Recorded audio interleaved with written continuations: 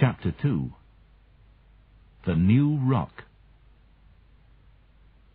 Late that night, Moonwatcher suddenly woke up. He sat up in the darkness of the cave, looking out into the night, and fear entered his soul. He had never heard a sound like this in his life. The big cats approached in silence, except perhaps for the occasional breaking of a stick or a fall of earth. But this was a continuous crashing noise that grew steadily louder. Even the elephants did not make as much noise as this. Then he heard a sound which he could not understand, because it had never been heard before in the history of the world. It was the sound of metal hitting stone. Moonwatcher saw the new rock when he led the group down to the river in the first light of morning. He had almost forgotten his fear during the night, and did not connect this strange thing with it. It was 3 times his height, but when he reached out his hands to each side, it was not as wide. When he walked round and looked at it from the side, it was quite thin, and he could see right through it. In fact, he only knew it was there when the sunlight flashed on its edges. He put out his hand and touched its cold surface. It was a rock, of course, and it had grown during the night. He knew of small round plants that grew during the night and looked a little like rocks. These tasted good, so Moonwatcher put out his tongue and tasted the new rock. A few seconds were enough to make him understand that this thing was not food. So he continued on his way to the river, and soon forgot all about it. In the last light of day, as the group climbed back towards the caves, the sound began. It was low and continuous.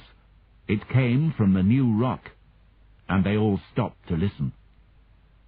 Then they turned, and, like sleepwalkers, began to move towards the rock. They sat in a circle round the strange thing as the darkness came down, and a light grew inside it. The noise grew louder, and lights began to flash and move, making patterns that changed all the time. The man-apes watched, their mouths open, not knowing that the thing was examining their minds. Suddenly, one of them stood up. He picked up a piece of grass and tried to tie it into a knot. His eyes were wide with terror as he struggled to make his fingers do what they had never done before. He failed. The broken pieces of grass fell to the ground, and he froze into stillness again. Another man-ape began to move. This one was younger, and after some time it succeeded. On the planet Earth, the first knot had been tied. Others did stranger things.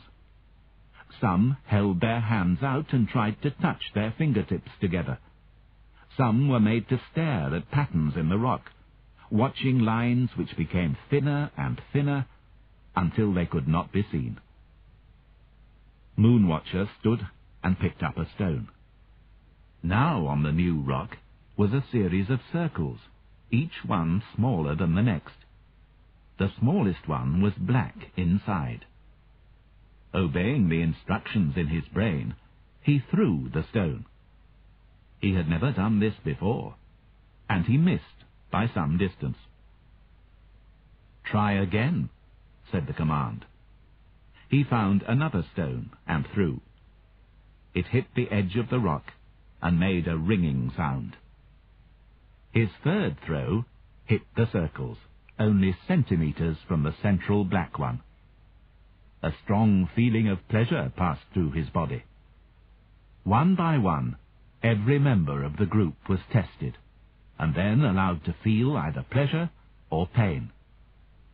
Then the light in the rock died away, Shaking their heads, the man-apes got up and began to walk along the path that led to their caves.